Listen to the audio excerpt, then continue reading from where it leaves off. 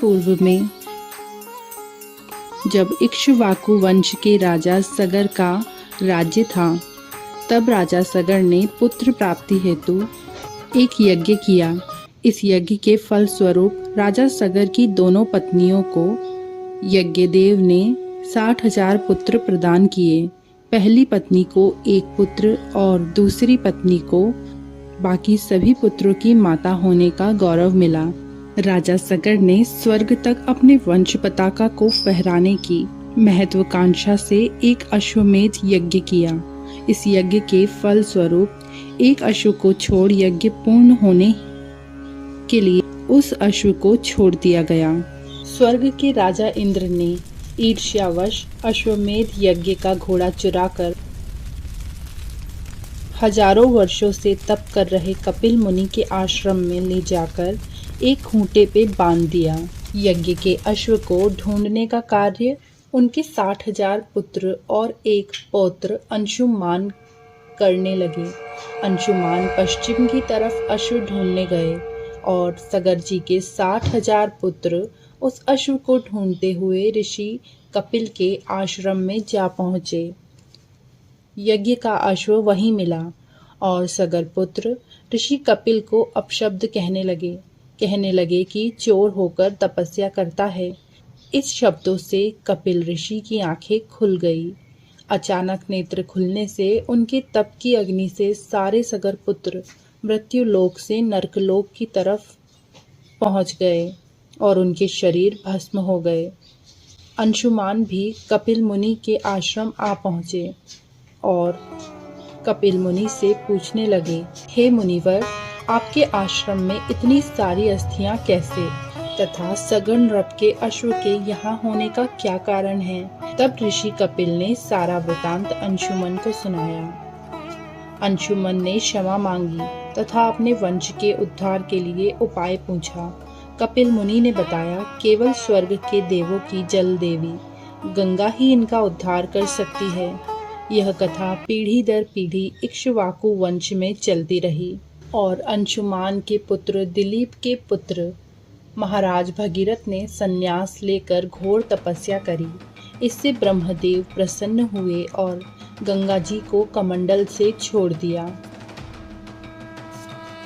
देवी गंगा प्रकट हुई और ऋषि भगीरथ को कहा कि मुझे कहाँ चलना है। तब वह कहने लगे कि आपको धरती लोक पर चलना है। इस पर माता गंगा ने कहा कि मेरे प्रवाह को धरती सहन नहीं कर पाएगी, अतः तुम भोलेनाथ से प्रार्थना करो कि वह मेरे वेग को मध्यम कर दें। भागीरथ जी ने ऐसा ही किया। भगवान शिव ने गंगा जी को अपनी जटाओं में बांध लिया तथा एक जटा को खोल दिया, जिससे भगवान शिव की जटा से निकली गंगा ऋषि भगीरथ के पीछे चलने की वाणी करने लगी और पीछे पीछे चलती गई। गंगा जी के मार्ग में ऋषि जहनु का आश्रम आया।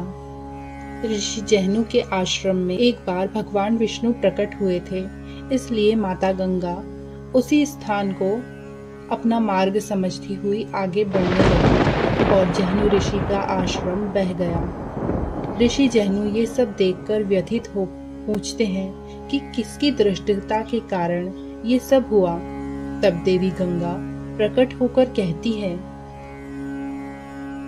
कि मैं देवी गंगा हूँ और स्वर्ग से आई हूँ। मेरा वेग मध्यम है और इसे नियंत्रित करना मेरे वश में नहीं। उत्तर सुन जहनु ऋषि क्रोध में आकर देवी गंगा को निगल गए। भागीरथ गंगा जी को ढूंढते निकल पड़े और जहनु ऋषि से पूछने लगे कि माता गंगा कहाँ है। ऋषि जहनु कहने लगे कि मैं उस गंगा को निगल गया। ऋषि भागीरथ प्रार्थना करने लगे और कहते हैं कि मेरे पूर्वजों का उद्धार केवल देवी गंगा कर सकती है, कृपा कर उनको मुक्त कर देवें। ऋषि जहनु उन्हें अपनी धर्मपुत्री मानकर कान से मुक्त कर देते हैं, इससे उनकी दिशा सही हो जाती है। ऋषि भागीरथ गंगा जी को लेकर चलने लगते हैं। चलते चलते माता गंगा को मार्ग में एक चमक दिखाई देती है और माता को पता चल जाता है कि यहाँ पर भगवान विष्णु के पद चिन्ह हैं। उन पद चिन्हों को देखकर माता मुड़ जाती है। ऋषि भागीरथ आगे निकल जाते हैं। पीछे मुड़कर देखने पर माता गंगा लुप्त हो जाती है और दूसरी ओर गंगा जी सप्तऋषि तपस्थली विष्णु भगवान के पदचिन्ह को प्रणाम कर बह निकलती है। यह स्थान हरिद्वार नाम से प्रसिद्ध होता है। ऋषि भागीरथ गंगा माता को न पाकर प्राण त्यागने निकल पड़ते हैं। तब माता कालिका देवी गंगा को मार्ग बताने आती हैं और कहती हैं कि शीघ्र करो, नहीं तो भागीरथ प्राण त्याग देंगे। माता गंगा पुत्र भागीरथ के प्राण त्यागने की बात सुनकर व्याकुल हो जाती है और तेज वेग से चलकर भागीरथ ऋषि के यहाँ पहुंचकर उन्हें रोककर कहती है कि पुत्र, मैंने वाणी करी थी कि मैं तुम्हारे साथ चलूंगी। मेरी वाणी पर तुम्हें संदेह नहीं करना चाहिए। मैं तुम्हारे पूर्वजों का उद्धार अवश्य करूंगी। तब भागीरथ ऋषि माता गंगा से माफी मांगते हैं और साथ चलते चलते देवी गंगा प्रयाग तक पहुंच जाती है।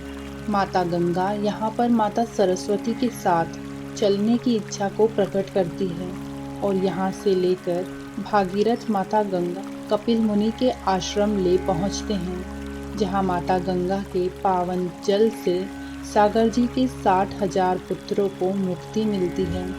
अपने भक्तों का उद्धार करती हुई देवी गंगा जाह्नवी सुरसरी भागीरथी नाम से विख्यात होती है और कलकत्ता में दक्षिणेश्वर काली को मिलती हुई समुद्र देव की शरण में चली जाती है। तब से लेकर अब तक देवी गंगा अपने भक्तों का उद्धार करती आ रही है। देवी गंगा की इस कथा को सुनने से मोक्ष की प्राप्ति होती है। यह कथा आपको कैसी लगी कमेंट करके अवश्य बताएं। चैनल को सब्सक्राइब कर बेल आइकन बटन जरूर दबा दें, जिससे आपको आगे भी ऐसी ही कहानियाँ सुनने को मिलेगी। धन्यवाद।